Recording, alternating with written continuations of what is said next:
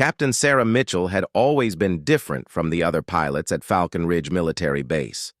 While her male counterparts bonded over drinks and war stories, she spent her evenings studying flight manuals and perfecting her techniques in the simulator. Her dedication hadn't gone unnoticed, but it also hadn't earned her the respect she deserved. The morning sun cast long shadows across the tarmac as Sarah walked toward the briefing room, her boots clicking against the concrete with military precision. She had been flying helicopters for 8 years, accumulating over 2,000 flight hours and earning commendations for her exceptional skills during rescue missions in Afghanistan. Yet somehow, she still felt like an outsider among the squadron. Colonel James Harrison stood at the front of the briefing room, his weathered face bearing the scars of decades in military service. His eyes swept across the assembled pilots before settling on Sarah with an expression that seemed almost predatory. The other pilots exchanged knowing glances, their whispered conversations falling silent as Sarah took her seat in the front row. "Today's mission involves a high-altitude reconnaissance flight over the mountain range," Colonel Harrison announced, his voice echoing off the concrete walls. "We need someone to test the new navigation system in challenging conditions." His gaze lingered on Sarah as he continued. "Captain Mitchell, you'll be taking Helicopter 7 Alpha for this assignment." Sarah felt her stomach drop slightly. Helicopter 7 Alpha had been grounded for maintenance issues just last week. She had seen the mechanics working on it, replacing various components and running diagnostic tests. The aircraft had been experiencing intermittent engine problems and hydraulic system glitches that made it unreliable for standard operations. "Sir, wasn't 7 Alpha having mechanical issues?" Sarah asked, keeping her voice steady despite the growing unease in her chest. Colonel Harrison's smile was thin and cold. "The maintenance crew cleared it for flight yesterday. Are you questioning their competence, Captain?" The question hung in the air like a challenge. Sarah knew that voicing further concerns would be seen as insubordination, especially in front of the other pilots who were already skeptical of her abilities. She had worked too hard to reach this position to risk it over what might be unfounded worries. "No, sir. I trust the maintenance crew's assessment," she replied, though doubt gnawed at her insides like a persistent ache. Lieutenant Mark Stevens, one of the newer pilots, raised his hand tentatively. "Colonel, wouldn't it be safer to have someone with more experience test the helicopter if there were recent maintenance issues?" The suggestion was reasonable, but Sarah caught the underlying implication. Stevens was suggesting that she lacked the experience to handle a potentially problematic aircraft, despite her superior flight record compared to most of the men in the room. "Captain Mitchell has more than enough experience for this mission," Colonel Harrison replied curtly. "Besides, she's been requesting more challenging assignments. This should satisfy that request." Sarah had indeed been asking for more complex missions, hoping to prove herself worthy of promotion to major. She had watched less experienced male pilots receive advancement, while her own career seemed to stagnate despite her exemplary service record. This assignment, dangerous as it might be, could be the opportunity she needed to demonstrate her capabilities beyond question. After the briefing, Sarah made her way to the hangar where Helicopter 7 Alpha waited. The aircraft was a Bell UH-1 Huey, its olive green paint showing the wear and tear of years of service. Chief Mechanic Rodriguez was performing a final inspection, his experienced hands running over various components with practiced efficiency. "How's she looking, Chief?" Sarah asked, approaching the helicopter with a mixture of anticipation and apprehension. Rodriguez looked up from the engine compartment, wiping his grease-stained hands on a red rag. His expression was troubled, and he glanced around nervously before speaking in a low voice. "Captain, I'll be honest with you. We've fixed the major issues, but this bird has been giving us problems for weeks. The hydraulic system is functioning, but the pressure readings are inconsistent. The engine runs fine on the ground, but we haven't had a chance to test it under full operational stress. Sarah's heart sank as she processed this information. She had hoped her concerns were unfounded, but Rodriguez's words confirmed her worst fears. The helicopter was being cleared for flight despite ongoing reliability issues. "Did you report these concerns to Colonel Harrison?" she asked, though she suspected she already knew the answer. Rodriguez's silence spoke volumes. He was a good man who took pride in his work, but he also had a family to support and couldn't afford to challenge superior officers too aggressively. The military hierarchy was unforgiving to those who made waves, especially enlisted personnel questioning commissioned officers. "The paperwork shows it as flight-ready," Rodriguez finally said, but his eyes conveyed a different message entirely. Sarah spent the next 30 minutes conducting her own pre-flight inspection, checking every system and component she could access. The helicopter appeared to be in working order, but appearances could be deceiving when it came to complex mechanical systems. She tested the controls, verified the fuel levels, and examined the rotor assembly for any obvious signs of wear or damage. As she worked, she became aware of being watched. Several pilots had gathered near the hangar entrance, their conversations too quiet to overhear, but their attention clearly focused on her and the helicopter. Their presence felt more like vultures circling than colleagues showing professional interest. Captain Robert Hayes, one of the senior pilots who had never hidden his resentment of women in combat roles, approached her with a smirk that made her skin crawl. "Getting cold feet, Mitchell?" he asked, his tone dripping with false concern. "No shame in admitting you're not ready for this kind of mission." Sarah straightened to her full height, meeting his gaze without flinching. "I've never backed down from a mission, Hayes, and I'm not starting now. Just saying, if you're having second thoughts, I'd be happy to take this one off your hands. Wouldn't want anything unfortunate to happen to such a delicate pilot." The emphasis on delicate was clearly intended to provoke her, and Sarah felt anger flare in her chest. She had proven herself countless times, but there always seemed to be another test, another hoop to jump through, another opportunity for her male colleagues to question her competence. "Thanks for the offer, but I can handle my own assignments," she replied coolly, turning back to her inspection. Hayes shrugged with exaggerated nonchalance. "Suit yourself. Just remember, pride comes before a fall, especially at high altitude." As Hayes walked away, chuckling with his companions, Sarah felt a chill that had nothing to do with the morning air. There was something deliberately ominous about his words, as if he knew something she didn't. The whole situation was beginning to feel less like a routine mission and more like an elaborate setup. She thought about her options. She could report her concerns to higher command, but that would mean going over Colonel Harrison's head, a move that could effectively end her career even if she was ultimately proven right. She could refuse the mission on safety grounds, but that would be seen as cowardice and would confirm every stereotype her detractors held about female pilots. Or she could take the flight and trust in her skills to handle whatever problems might arise. Sarah had always been a fighter, someone who faced challenges head-on rather than looking for ways to avoid them. This situation would be no different. As she completed her inspection, Sarah made a decision that would change everything. She would fly the mission, but she would be prepared for the worst. She spent an extra 20 minutes reviewing emergency procedures, plotting alternative landing sites along her route, and mentally rehearsing responses to various mechanical failures. The flight plan called for a 3-hour reconnaissance mission over the Cascade Mountain Range, an area known for its unpredictable weather patterns and challenging terrain. The route would take her through several mountain passes where emergency landings would be nearly impossible, making mechanical reliability absolutely critical. Sarah climbed into the pilot's seat and began her startup procedures. The engine fired up smoothly, and all systems showed green on her instrument panel. For a moment, she allowed herself to hope that her concerns had been unfounded.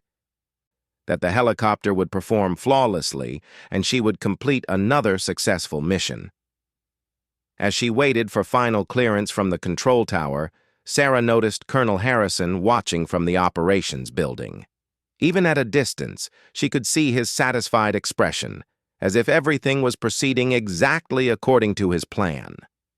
The sight sent another wave of unease through her, but she pushed the feeling aside and focused on the task ahead. Falcon Ridge Tower. This is Helicopter 7 Alpha requesting clearance for departure. She spoke into her radio, her voice steady and professional despite the turmoil in her mind. 7 Alpha, you are cleared for departure. Maintain heading 090 and climb to altitude 5,000 feet. Weather conditions are favorable with light winds from the northwest. Sarah acknowledged the clearance and gently pulled back on the collective, feeling the helicopter lift off the ground with a familiar vibration that she had grown to love over her years of flying.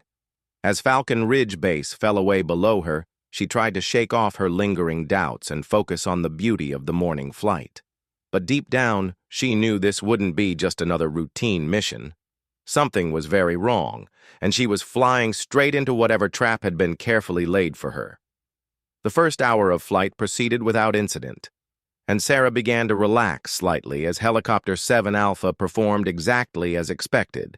The morning air was smooth, with minimal turbulence as she navigated through the mountain valleys following her assigned route. The reconnaissance equipment was functioning perfectly, gathering the required data while she maintained steady altitude and heading. Sarah had always found solace in flying. Up here, thousands of feet above the petty politics and gender discrimination of the base, she felt truly free. The helicopter responded to her touch like an extension of her own body, dancing through the sky with precision that came from years of dedicated practice. For brief moments, she could forget about Colonel Harrison's suspicious behavior and Hayes's threatening words. As she approached the halfway point of her mission, Sarah began climbing toward the higher mountain passes where the real testing of the navigation system would occur. The terrain below became increasingly rugged, with steep rocky faces and narrow valleys that would make emergency landings extremely challenging. She double-checked her position on the GPS and verified her backup navigation systems were functioning properly. It was then that the first warning light appeared on her instrument panel. The hydraulic pressure indicator flickered from green to amber, catching Sarah's attention immediately. She had been expecting something like this ever since her conversation with Chief Rodriguez, but seeing the actual warning still sent a jolt of adrenaline through her system. She quickly scanned the other instruments, looking for any additional signs of trouble. "This is 7 Alpha reporting a hydraulic pressure warning," she radioed back to base, keeping her voice calm and professional despite the growing concern in her chest. Continuing to monitor the situation. The response from Falcon Ridge Tower came after a suspiciously long delay. 7 Alpha, copy your hydraulic warning. Please continue with your mission unless the situation deteriorates further. Sarah frowned at the casual response. Standard procedure called for an immediate return to base when hydraulic problems were detected, especially over mountainous terrain where emergency landing options were limited. The fact that she was being ordered to continue felt like further confirmation that something was seriously wrong with this entire mission. She decided to trust her instincts and began a gentle turn back toward the base, despite her orders. But as she initiated the maneuver, the hydraulic pressure dropped completely, and the helicopter's controls became significantly heavier and less responsive. Fighting to maintain stable flight, Sarah felt sweat breaking out across her forehead as the aircraft began to vibrate ominously. Falcon Ridge Tower, 7 Alpha experiencing complete hydraulic failure, declaring an emergency and returning to base immediately, she transmitted, no longer concerned with following improper orders. This time the response was immediate but offered little comfort. 7 Alpha, be advised that emergency landing strip Alpha 7 is available if you cannot reach home base. Weather conditions remain favorable for emergency procedures. Landing Strip Alpha 7 was a small auxiliary field used primarily for training exercises, located about 20 miles from her current position. It would be a challenging approach even under normal circumstances, but with compromised hydraulic systems, it would require every bit of her skill and experience to execute safely. As if the hydraulic failure wasn't enough, the engine began showing signs of distress. The RPM readings started fluctuating wildly, and Sarah could hear subtle changes in the engine tone that suggested serious mechanical problems developing. Chief Rodriguez's warnings about inadequate stress testing were proving prophetic in the worst possible way. Sarah's mind raced through her options as she fought to maintain control of the deteriorating aircraft. She could attempt to reach Landing Strip Alpha 7, but the route would take her over some of the most unforgiving terrain in the mountain range. Alternatively, she could look for a makeshift landing site in one of the valleys below, but the rocky, tree-covered slopes offered few suitable options. The decision was made for her when the engine began missing badly, causing the helicopter to shudder violently and lose altitude despite her best efforts to maintain level flight. The instrument panel lit up like a Christmas tree with warning lights, and Sarah realized she was facing a complete mechanical failure of the aircraft. "Mayday, mayday, mayday! This is 7 Alpha experiencing multiple system failures and going down in the mountain range approximately 15 miles southeast of Falcon Ridge Base," she transmitted, her training taking over even as panic threatened to overwhelm her thinking. The response crackled through her headphones with barely concealed excitement in the controller's voice. 7 Alpha, copy your Mayday call. Emergency services are being notified. Attempt to establish communication every 5 minutes if possible. There was something in the tone that struck Sarah as wrong. The controller sounded more like someone watching an interesting experiment than someone genuinely concerned about a pilot in distress. Combined with all the other suspicious circumstances surrounding this flight, she began to realize that this wasn't an accident at all. This was a deliberate attempt to eliminate her, disguised as mechanical failure. The revelation filled her with a cold rage that temporarily pushed aside her fear. Someone at Falcon Ridge Base wanted her gone badly enough to sabotage an aircraft and send her to her death. Whether it was Colonel Harrison acting alone or part of a larger conspiracy involving multiple personnel, she couldn't know for certain. But she was absolutely determined not to give them the satisfaction of succeeding. Sarah forced herself to focus completely on the task of saving both her life and the aircraft. The helicopter was losing altitude rapidly, but she still had some control over its descent. The key was finding a landing site that would allow her to minimize the impact while keeping the aircraft as intact as possible. She needed to survive not just for her own sake, but to expose what had been done to her. Scanning the terrain below, Sarah spotted a small clearing in a valley about 2 miles ahead. It was far from ideal, surrounded by tall trees and with a significant slope, but it was the best option available under the circumstances. She began maneuvering the struggling helicopter toward the clearing, using every technique she had learned during emergency training and her years of actual flying experience. The engine was now running so roughly that the entire aircraft vibrated continuously, making it difficult to read the instruments accurately.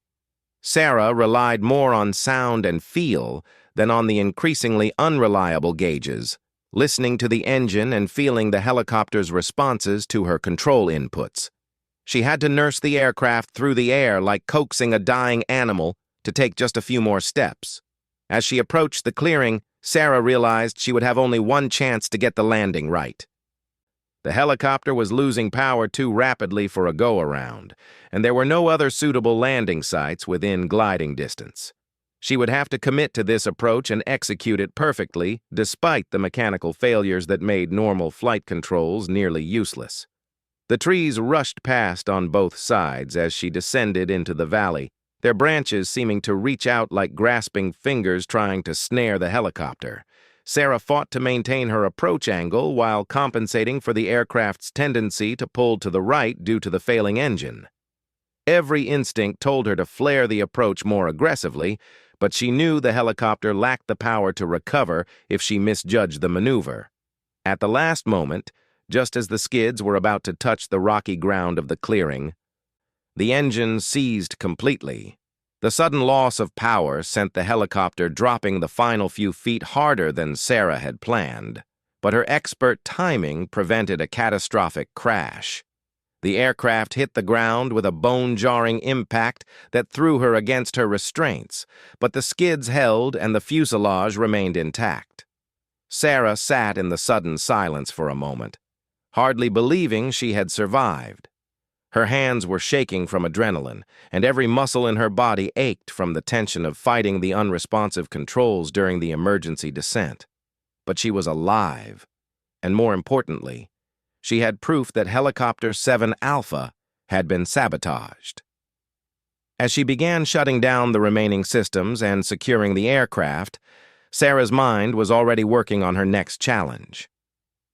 She was stranded in a remote mountain valley with a disabled helicopter, miles from the nearest road and with night approaching.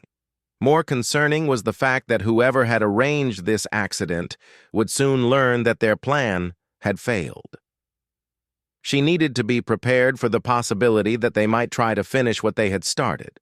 But first, she needed to signal for rescue and document everything about the helicopter's condition. Sarah activated her emergency beacon and began photographing the instrument panel and engine compartment with the small camera she carried for reconnaissance work. The evidence she gathered now might be the only way to prove that this had been attempted murder disguised as mechanical failure.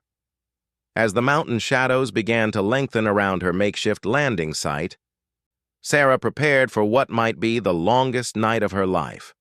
She had survived the first part of someone's plan to eliminate her, but she knew the danger was far from over. The real test would be staying alive long enough to expose the truth about what had happened to Helicopter 7 Alpha. The rescue teams found Sarah 18 hours later, cold and exhausted, but very much alive. She had spent the night in the helicopter's cabin, wrapped in an emergency blanket while monitoring her radio for signs of search activity. What struck her as odd was how long it had taken them to locate her, despite her activated emergency beacon and regular radio communications providing her exact coordinates. When the rescue helicopter finally appeared over the valley, Sarah noticed it was piloted by Captain Rodriguez, Chief Mechanic Rodriguez's younger brother, rather than the usual search and rescue crew. His presence suggested that word of her survival might not have reached everyone at the base yet, which could work to her advantage in uncovering the truth about the sabotage. "Damn glad to see you in one piece, Captain," Rodriguez called out as he landed near her position. "When we heard about the mechanical failures, everyone feared the worst. The whole base has been talking about nothing else since yesterday." Sarah carefully gathered her photographic evidence and personal gear before approaching the rescue aircraft. It was touch and go for a while, but the helicopter held together just long enough. "Have they started investigating what went wrong with 7 Alpha yet?" Rodriguez's expression grew troubled as he helped her into the rescue helicopter. "That's the strange thing. Colonel Harrison ordered the investigation team to wait until you were safely recovered before examining the wreckage. Said he didn't want to compromise the rescue operation, but it seemed like an unusual delay to most of us." The explanation confirmed Sarah's suspicions that someone wanted time to potentially tamper with evidence before any official investigation began. She made a mental note to insist that independent investigators examine the helicopter wreckage as soon as possible, preferably before anyone from Falcon Ridge Base had unsupervised access to it. During the flight back to base, Sarah learned that news of her emergency landing had created quite a stir among the personnel. Many of the pilots who had witnessed her departure were genuinely shocked that she had survived what appeared to be a complete mechanical failure. Some expressed admiration for her skill in bringing the helicopter down safely, while others seemed almost disappointed that she hadn't been killed in the crash. As they approached Falcon Ridge Base, Sarah could see a crowd gathered near the landing pad. Colonel Harrison stood prominently at the front of the group, his expression unreadable from a distance. She noticed that Captain Hayes and several of his allies were noticeably absent from the welcoming committee, which struck her as suspicious given their supposed concern for fellow pilots.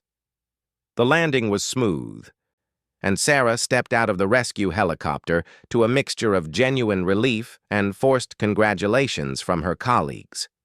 Medical personnel immediately began checking her for injuries, despite her insistence that she was physically unharmed.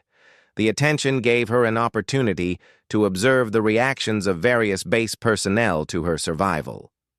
Colonel Harrison approached her with what appeared to be genuine concern, but Sarah had learned to read people carefully over her years in the military.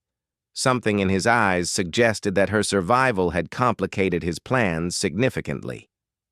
"Captain Mitchell, thank God you're safe," he said, gripping her shoulder in a gesture that was probably meant to appear fatherly but felt more like a threat. "We were all very worried when we lost contact with you. How are you feeling?" "I'm fine. Sir, just tired. The helicopter experienced complete hydraulic and engine failure, but I managed to find a suitable landing site. The aircraft is relatively intact, which should help with the investigation into what went wrong." Sarah watched Harrison's face carefully as she mentioned the investigation, looking for any sign of concern about what investigators might discover. His expression remained professionally neutral, but she caught a brief flicker of something that might have been anxiety. "Of course we'll conduct a thorough investigation," Harrison replied smoothly. "The safety of our pilots is paramount, and we need to understand exactly what caused these mechanical failures. I'm just grateful that your skill and experience saved your life." The medical examination was routine, but Dr. Patricia Wells, the base flight surgeon, seemed unusually thorough in her questioning about Sarah's mental state following the emergency. She asked repeatedly about stress levels, decision-making during the crisis, and whether Sarah felt confident about returning to flight duty. "Doctor, I understand the concern, but I'm mentally and physically capable of flying," Sarah said firmly. "The emergency procedures worked exactly as trained, and I maintained control of the aircraft throughout the descent. I'd like to return to duty as soon as possible." Dr. Wells made several notes in Sarah's file before responding. "I'm required to recommend a brief period of administrative leave following any emergency landing. Standard procedure calls for at least 48 hours of rest before return to flight status, regardless of the pilot's condition." The mandatory leave felt like another attempt to keep her away from the base while potential evidence was being handled. Sarah decided not to argue the point directly, but she had no intention of staying away while crucial evidence might be disappearing. That evening, Sarah received an unexpected visitor at her quarters. Chief Mechanic Rodriguez appeared at her door looking nervous and constantly glancing over his shoulder as if afraid of being observed. "Captain, I'm glad you're okay, but I need to tell you something about that helicopter," he said in a low voice after she invited him inside. "I've been thinking about what happened, and some things don't add up right." Sarah poured them both coffee and settled in to listen to what might be the breakthrough she needed to prove the sabotage. "The hydraulic system that failed on you was completely rebuilt just 3 days ago," Rodriguez continued.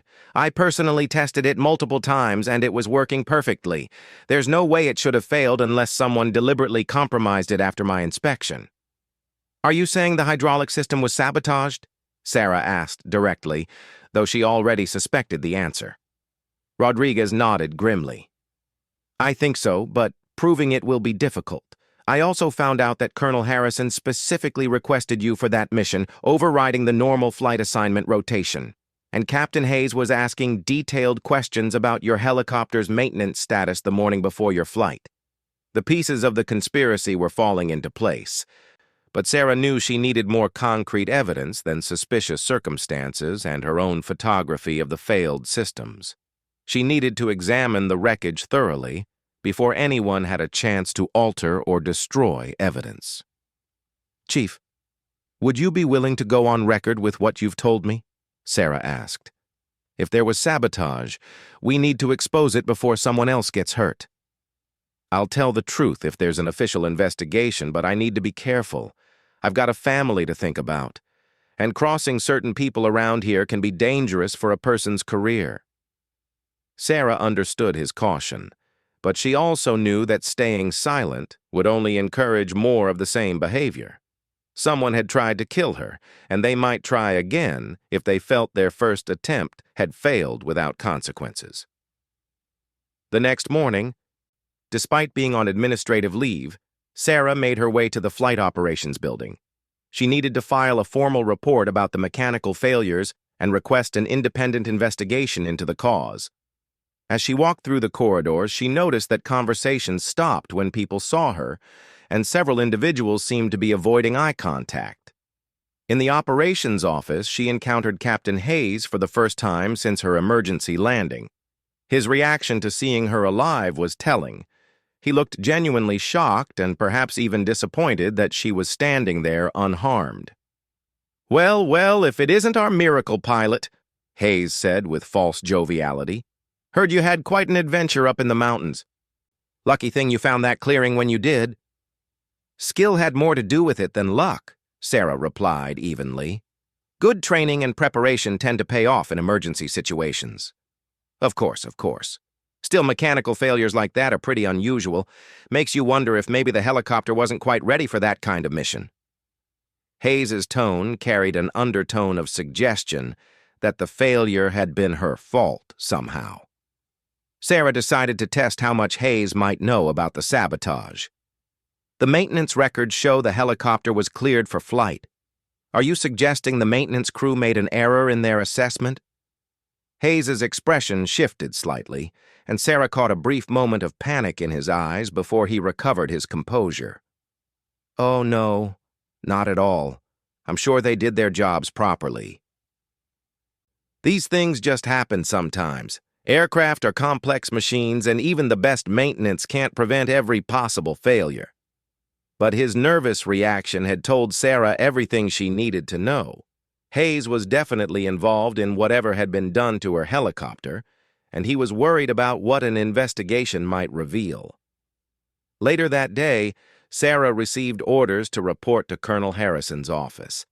As she walked across the base, she noticed several other pilots watching her with expressions that ranged from respect to hostility.